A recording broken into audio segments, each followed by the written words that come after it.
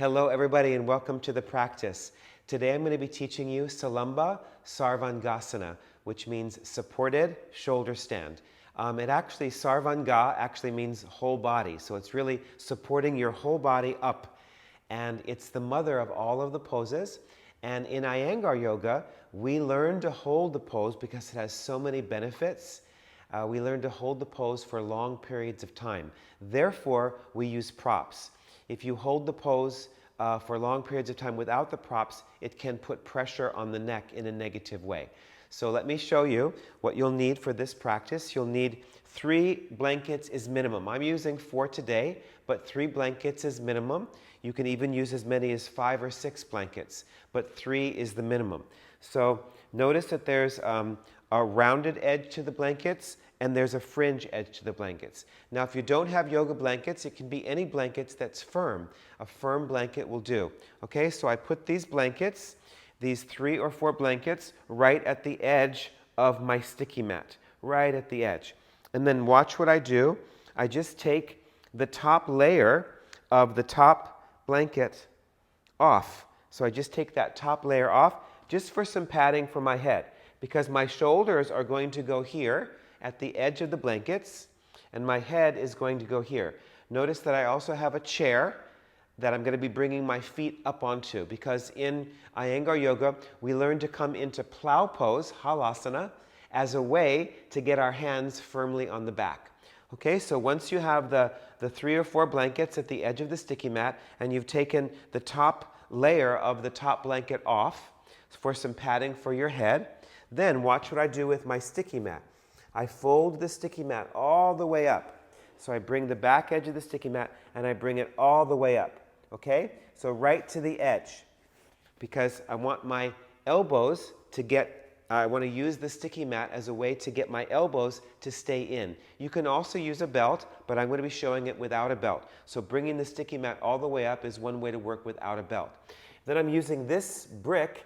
This can be any brick. It can also be a bolster, anything, under my pelvis. So watch what I do. I lie down on my back and I bring my shoulders right to the edge, about 1 thumb's distance away from the edge of the blankets. So my head is on that extra padding. Notice that there's a big arch in my back here. So that's what I want to avoid, especially when I'm coming down out of the pose. So I put that brick under my sacrum, under my lower back. Okay, so once again I have my shoulders 1 thumb's distance away from the edge of the blankets, and then I measure my chair 1 arm's distance away from me. So I can just barely touch the front chair legs with my hands.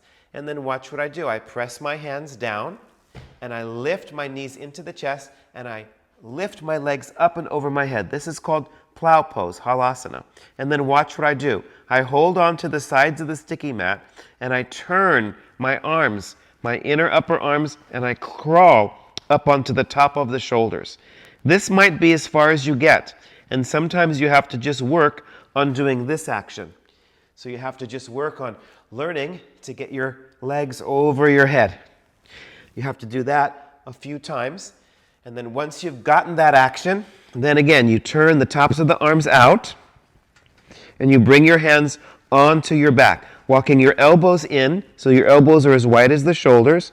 Notice that I'm lifting my thighs up away from my shoulders. I'm drawing my shoulders down and I bring my hands onto the back, and then from here you lift 1 leg up. You can try that, just lifting up 1 leg, reaching up through the leg. You can bring that leg down, lift the other leg up. That's called Eka Pada Sarvangasana, which means 1 leg Sarvangasana. And then you lift 1 leg up, walk your hands down your back. If you feel comfortable, pull your t-shirt down and put your hands on your actual body skin, because it gives you a better grip. And then you lift the other leg up. And you're in the pose. So I'm pressing my upper arms down, my outer shoulders are down, and I'm lifting up through the sides of my trunk, and I'm lifting my legs up. Don't let your buttocks fall backwards this way. Also, don't let the buttocks push forward. That puts pressure on your neck. So you have to find a nice place where your neck is relaxed. This is Salamba Sarvangasana. And then you come down the same way you went in. 1 leg, and then the other leg. And you hold onto the buttocks. You do your best to keep your head down because it wants to pop up. So you look up at your feet and then you lower your buttocks down to the brick. When your buttocks comes to the brick, that's when you bend the knees. And then you slide your shoulders off the blankets so that the shoulders, the shoulders come to that extra blanket, and the shoulder blades just basically come off that the blanket edge. So it's a very mini Setu Bandha, and then you can, once you have that, you can stretch out your legs or you can keep your legs bent. Okay, so that's the pose. So I encourage you to get the props that you need to practice Salamba Sarvangasana, minimum of 3 blankets. This can be any chair, and of course, this can be anything under your hips. Basically, you have to get the 3 blankets. And again, they can even be household blankets. This is a pose I don't always have time to teach at the end of the classes, because we usually do it at the end of the class. So I want you to work with this video. If you have any questions, make sure to email me, text me, just contact me. It's a wonderful practice to get into. I do shoulder stand or some variant of it every single day, and it really, really helps me, and I know it will help you as well. Enjoy your practice of shoulder stand, Salamba Sarvangasana. Namaste.